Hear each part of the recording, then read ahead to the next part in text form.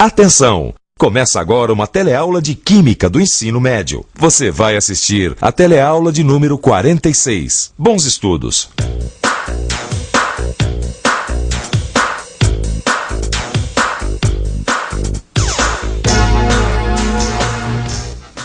Oi!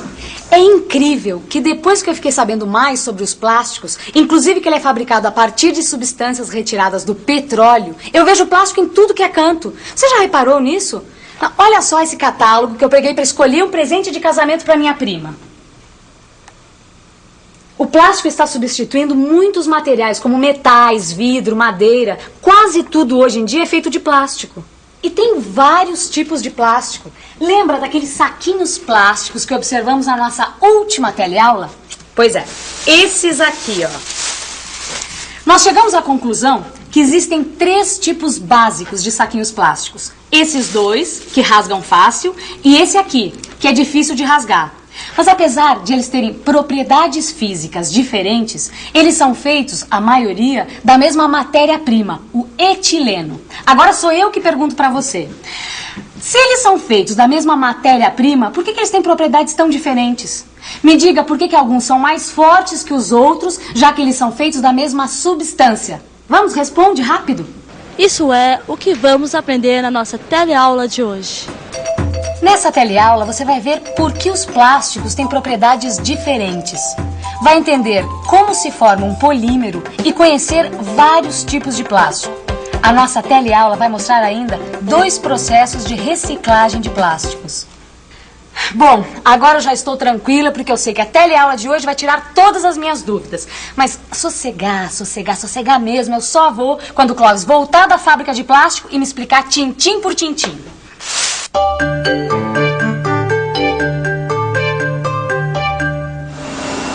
Quer dizer então que você e a Maristela chegaram à conclusão de que existem basicamente 3 tipos de saquinhos plásticos, é isso?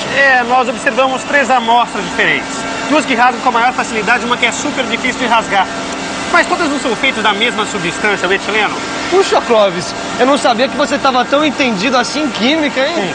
Foi a Super Áurea que me ensinou. Quando uma molécula de etileno se liga a uma outra molécula de etileno, que se liga a uma outra, enfim, quando se forma uma cadeia de moléculas de etileno, temos um polímero. Esse processo chama-se polimerização. Temos então uma substância que se forma pela união de milhares de moléculas de etileno. Os polímeros formam cadeias muito longas.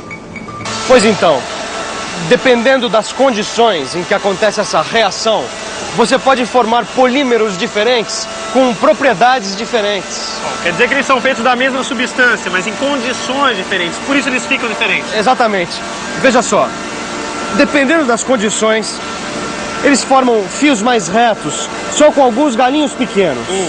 Ou fios retos, com um pouco mais de ramificações curtas. Ou ainda um terceiro tipo, com ramos compridos. Mas como é que se fabricam esses fios tão compridos e fininhos? O plástico se fabrica com o quê? Um etileno, C2H4. Muito bem.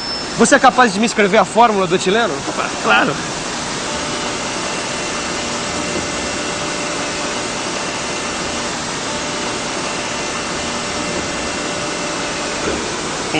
Perfeito. Agora me responde uma coisa. Entre os 2 carbonos nós temos o quê? Uma dupla ligação. Nós já vimos isso na nossa teleaula. Temos uma dupla ligação quando 2 átomos de carbono formam 2 ligações entre si, certo? Certo. Agora vamos ver como é que se comporta uma substância que tem dupla ligação, como o etileno, só para você ter uma ideia. Vamos ao laboratório?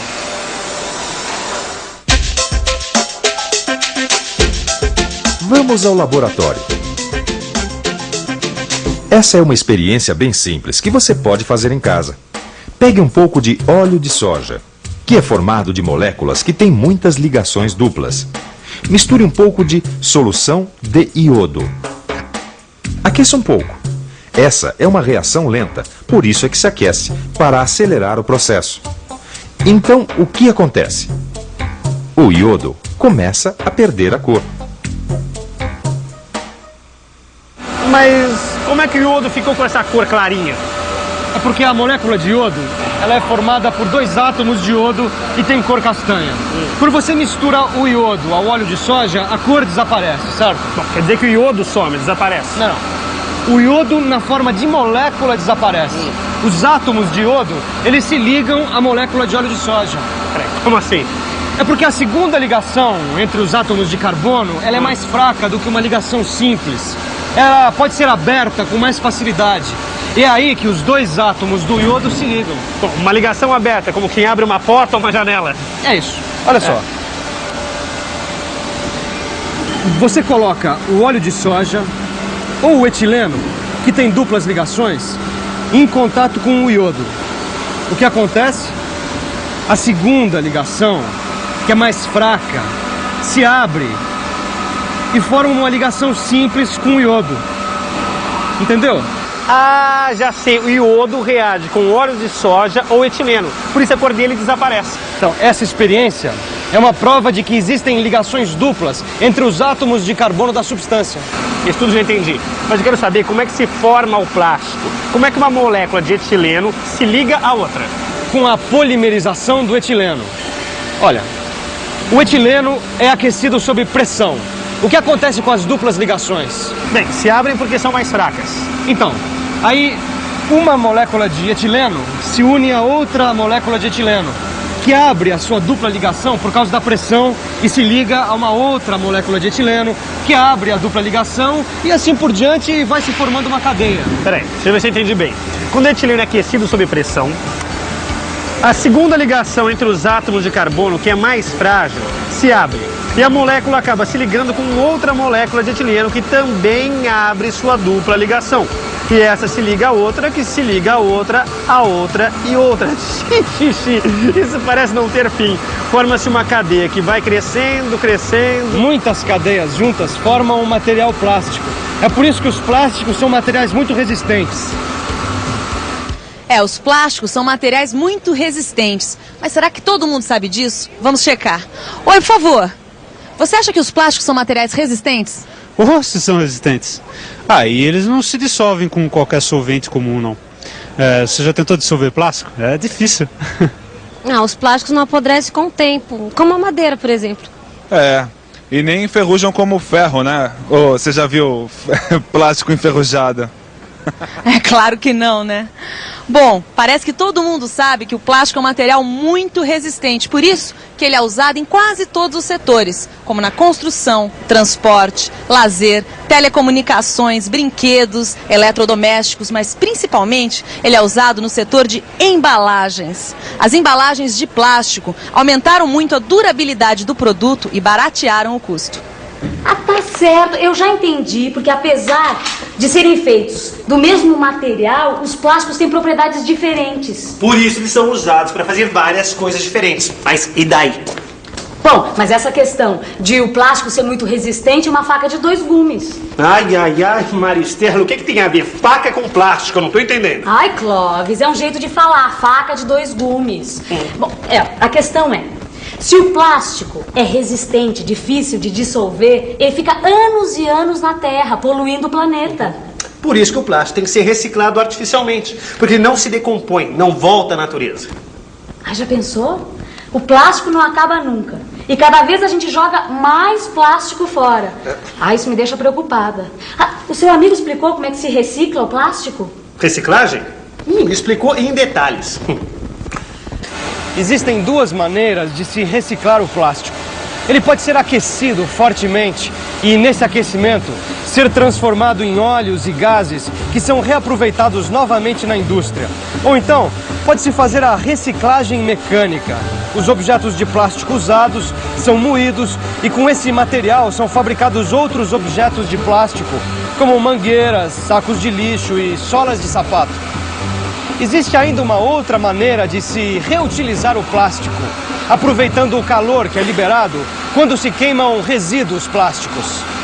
Quer dizer que mesmo depois de usado, o plástico pode ser útil? Claro, e todo mundo pode contribuir. É só participar da coleta seletiva de lixo.